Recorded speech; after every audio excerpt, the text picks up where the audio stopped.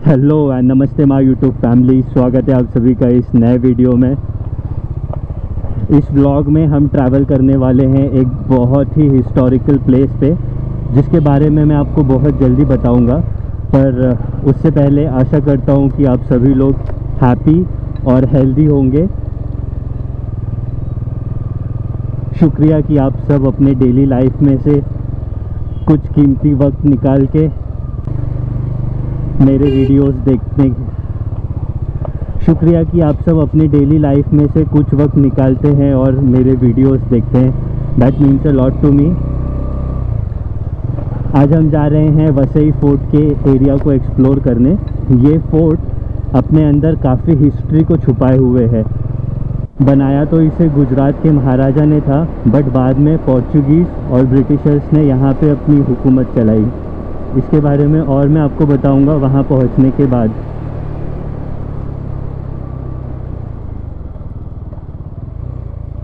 अब हम आ चुके हैं मुंब्रा बाईपास रोड पे, जो कि पहाड़ के ऊपर से होके जाता है। यहीं पे मुंब्रा देवी मंदिर भी है।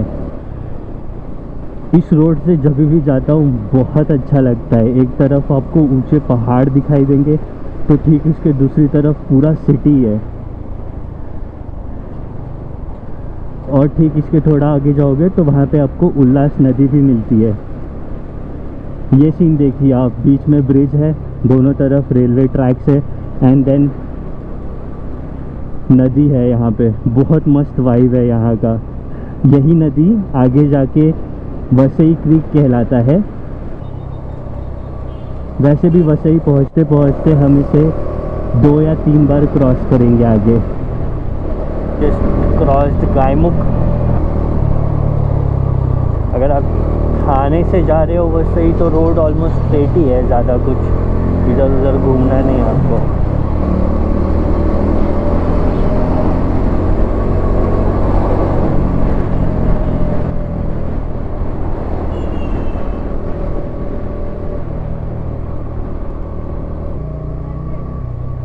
नीचे चलते चलते आ गए हम घोड़बंदर वसई ब्रिज पे। बहुत कमाल का नज़ारा है यहाँ से।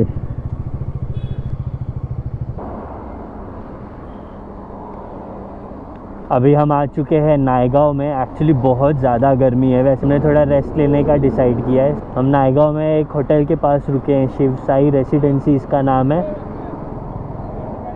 हर 5-10 मिनट का हॉल्ट लेंगे, उसके बाद फिर से अपनी जर्नी को स्टार्ट करेंगे।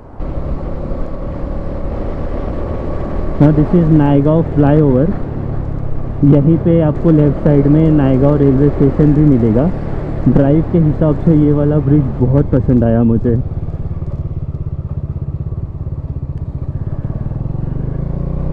अगर आप लोग वसई से हो या आपको पता है कि इस एरिया में ये सब कौन सी चीज़ों की फार्मिंग हो रही है तो मुझे डेफिनेटली बताना।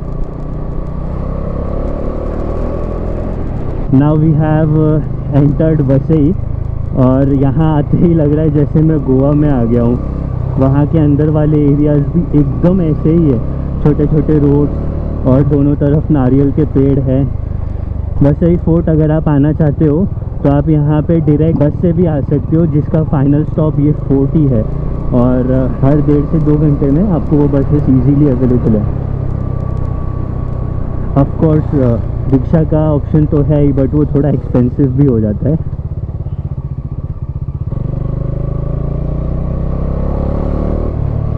ये क्या है इतना बड़ा बड़ा फार्मिंग यहाँ पे? अगर किसी को पता रहेगा तो बताना, अगर कोई वसई से देख रहा है तो।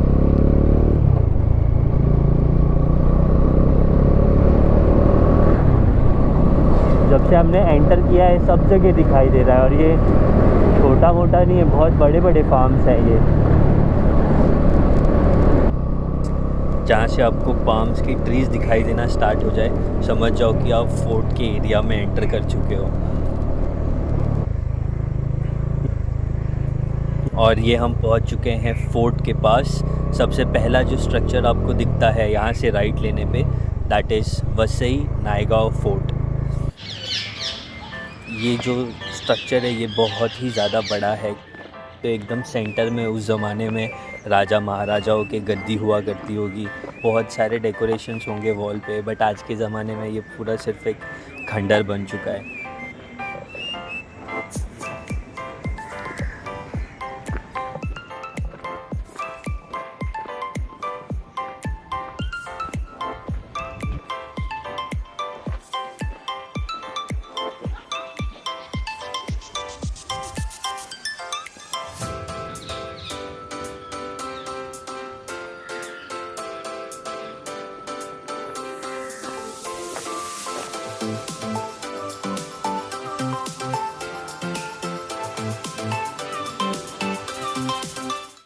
अभी मुझे भूख लग रहा है, तो मैंने यहाँ पे चेक किया, लेकिन इतना कुछ खाने का ऑप्शन नहीं है, इसलिए हम खा रहे हैं महाराष्ट्र की सबसे फेमस स्ट्रीट फूड, जो कि है वड़ा पाव।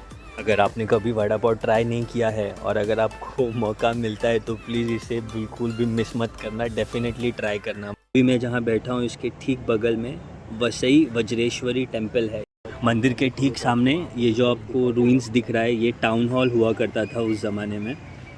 अभी तो गेस कर पाना मुश्किल है कि इतने सारे कमरों का एग्जैक्ट पर्पस क्या था। इसके एकदम सेंटर में टाउन हॉल हुआ करता था। अभी आपको कुछ भी नहीं दिखाई देगा क्योंकि सब वॉल्स वहाँ के गिर चुके हैं। तो जैसा कि मैं बता रहा था, इस पूरे प्लेस में सबसे पहले गुजरात के महाराजा बहादुर शाह इन्होंने राज किया और उनके हुकूमत के बाद पोर्चुगीज़ ने कब्ज़ा किया इस पे और अब पूरे फोर्ट के अंदर वाले एरिया में अपना गढ़ बना दिया। सारे वेस्ट कोस्ट में ये एक इनका सबसे बड़ा कमर्शियल और मिलिट्री बेस बन गया था। आगे जाके मराठाओं ने इसे रिकैप्चर किया, वो भी हिस्ट्री बहुत मस्त है। हालांकि ज़्यादा समय तक रूल नहीं कर पाए थे, ब्रिटिशर्स ने इस पे दोबारा कब्ज़ा कर लिया था इन 1817 AD। टाउन हॉल से निकलने के बाद आपको स्ट्रेट आगे जाना है तो आप पहुंच जाओगे सिटाडेल के एरिया में। सिटाडेल पूरे एरिया का सबसे सुरक्षित जगह हुआ करता था, जिसके चारों तरफ बड़े वॉल होते थे प्रोटेक्शन के लिए। यहाँ पे ही मेजॉरिटी कम्युनिटी से रिलेटेड और रीजनल एक्टिविटीज़ हुआ करते थे। सो ये एक्चुअल स्ट्रक्चर है, ये मेन गेट। अभी यहाँ से हम अंदर आए और ये पूरा ओपन स्पेस, वहाँ पे वेल है 2 और उसके बाद आपको पूरा स्ट्रक्चर दिख रहा है। यहाँ पे खाली बाहर का नज़ारा देखो यहाँ से कितना सही है, सब तरफ पाम ट्रीज़ है। रोड के किनारे में जो नीरा बेचते हैं सब स्टॉल लगा के, वो इसी पेड़ में से निकलता है, पाम ट्रीज़ में से।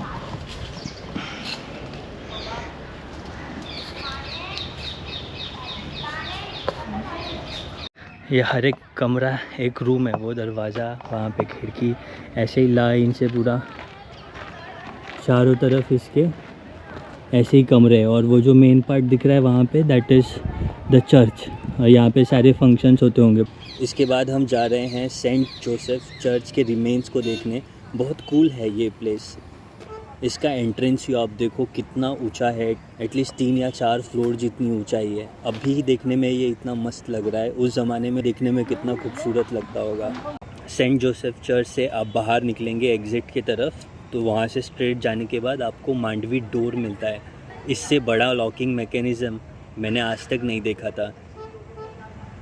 उस ज़माने में मेरे ख्याल से ये मेन गेट हुआ करता होगा, बिकॉज़ इसके आगे पूरा सी का एरिया है और यहीं पे वसई डॉक भी है, जहाँ से आपको जेटी भी मिल जाता है।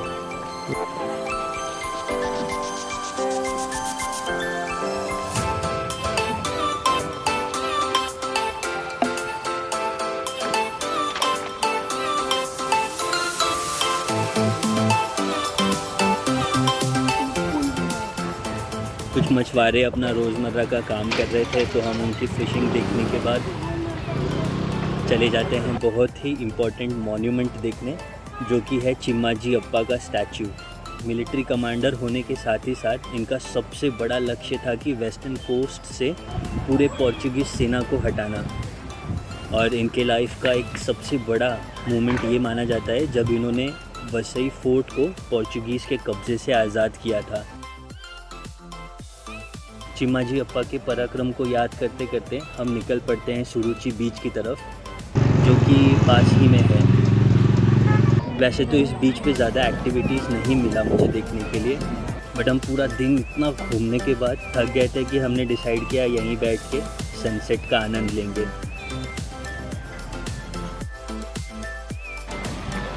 अगर आपके पास कुछ सजेशंस हैं मेरे वीडियो के रिलेटेड देन ज़रूर बताना। As you know I am always excited to hear from you. चलिए देन इस वीडियो को यहीं ख़त्म करते हैं।